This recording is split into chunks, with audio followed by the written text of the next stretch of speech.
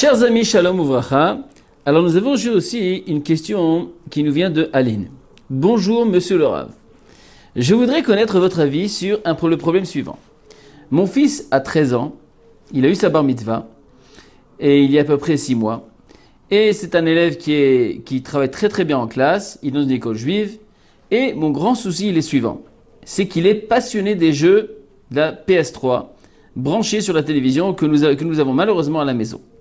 Il se met sur ces jeux dès son retour de classe jusqu'au soir. Durant les vacances, il ne veut plus sortir, il ne fait que ça. Même le dimanche, au lieu de préférer sortir de jouer, il préfère jouer avec sa PS3. Et il a trouvé même des solutions pour faire ses devoirs au tramway, comme ça qu'il a plus de temps pour jouer au jeu. Cela crée des grandes tensions à la maison, entre moi et mon mari, on a des désaccords, etc.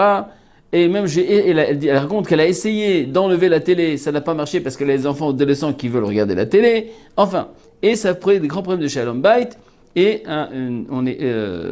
les voisins écoutent toutes les cris, tout ce qu'elles entendent. Les voisins entendent les cris, enfin les problèmes de discussion et de disputes qu'il y a dans la maison à cause de cette histoire. Et donc, elles demandent conseil quoi faire. Alors. En vérité, la solution de tout ça, je vais vous dire, le vrai responsable en général, pourquoi un enfant est toujours tenté, d'accord, comment il a eu cette passion, se retrouver à travers des jeux comme la PS3, etc. dans l'ordinateur? Tout simplement parce qu'il s'ennuie. Ça veut dire quoi? Ça veut dire, étant donné qu'on parle que c'est des parents qui travaillent, qui sont occupés, ou alors des parents qui sont quand même pas tout souvent à la maison. Alors, ça fait que l'enfant, d'accord, il est obligé de se retrouver avec soi-même.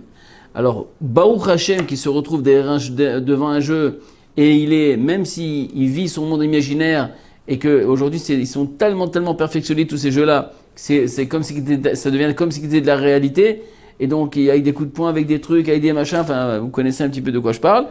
Et donc, il est tellement passionné, et c'est toujours, c'est une chose ça devient comme une drogue qui ne peut pas s'arrêter. Et donc, mais pourquoi tout ça? C'est parce qu'il n'y a personne à qui parler. Donc, il préfère être enfermé dans ce jeu, vivre un monde imaginaire, de sortir un petit peu, d'accord, de l'endroit où il est, pour vivre autre chose. Alors, pour vraiment résoudre le problème, il faut que vous vous asseyez avec votre mari de façon très sérieuse. Et bien que lui, même s'il prétend qu'on voit bien que les jeux, ça lui fait rien du tout, puisqu'il travaille très bien en classe, c'est ça l'essentiel. Donc, même s'il retrouve avec les jeux, moi, je vous conseille, d'accord, de trouver une autre solution. C'est sûr que jouer un jeu, c'est pas un problème. Le premier, c'est quand ça devient trop de la drogue, c'est-à-dire on peut plus s'en passer. C'est-à-dire qu'on trouve toujours une solution et ça nous sort un petit peu de l'ordinaire, d'accord, de la réalité de la vie, de la réalité de la vie. Alors, comment on peut gérer ça? Tout simplement, de donner un peu plus d'attention. Comment? Eh bien, vous dites à votre mari, puisque maintenant on va essayer de diminuer un petit peu toute ce Yetzerara qui est penché vers tous ces jeux-là, eh bien, tu vas prendre du temps, de ton temps précieux, parce que je sais que tu travailles dur, etc. Et tu vas prendre ton fils et pars avec lui faire un tennis, va jouer au football, va faire du footing, va à la piscine, prends un jour par semaine, allez prendre un restaurant ensemble, je sais pas. Trouvez une activité où vous allez vous retrouver, d'accord, et vous allez vous retrouver dans un jeu. Prenez un vélo, allez faire du vélo, je ne sais pas, trouvez une solution. Et là, il va y avoir un contact qui va se créer. Et là, maintenant, il va commencer à respirer. Il va faire du foot, il va faire du sport, il va faire quelque chose avec son père. Une activité qui lui plaît à lui, pas qui plaît au papa, qui plaît à l'enfant. À ce moment-là, l'enfant va être il va donner, et vous allez lui montrer, petit à petit, on va pouvoir changer, parce que vous savez qu'une chose, le principe, c'est vous savez, quand il y a un verre, je vais vous montrer un verre. Quand un verre, il est rempli, d'accord, il est rempli de quelque chose. Donc maintenant, même si maintenant il y a de la drogue ici dans ce verre, maintenant, moi, qu'est-ce que je veux faire? C'est quoi le principe? C'est d'enlever cette drogue, de l'enlever. Mais maintenant, si je l'enlève et je laisse le verre vide, qu'est-ce qui va se passer? Ça va être un enfer, ça va être une catastrophe, ça ne va pas tenir le temps. Si ce n'est pas là, il va trouver une autre solution. Donc, qu'est-ce qu'il faut faire? Il faut tout simplement remplir le verre par autre chose. Et si on ne remplit pas le verre, à ce moment-là, ça ne peut pas marcher. Vous savez que Yaakov, il y a marqué que quand les frères les enfants de Yaakov, ils ont pris Yosef et ils l'ont vendu à l'esclavage, mais avant de le vendre, ils l'ont mis dans un trou. Et là-bas, il y a marqué Bor, Rek en Bomaim. Il y a marqué que le trou, que le puits, quand ils l'ont rentré dedans, c'était un puits qui était profond et il était vide, il n'avait pas d'eau. Et là-bas, les commentaires expliquent, Rachid parmi d'autres, disent que le puits, de là ils disent que le puits En Bor En Bomaim, Avanachashi Vakravim Yeshbo. Ça veut dire que dans ce puits, il n'y avait pas d'eau, mais il y avait beaucoup quoi, de serpents et de scorpions. Et donc c'était très dangereux pour Yosef.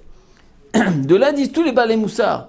C'est vrai que quand il y a un bord, il y a un puits, il y a un grand puits comme ça, qui est rempli de nachashim, de serpents et de lézards, etc., là, ce scorpion, je sais moi, la seule possibilité, d'accord, de faire évacuer tous ces serpents-là, eh bien, c'est verser de l'eau dans le puits.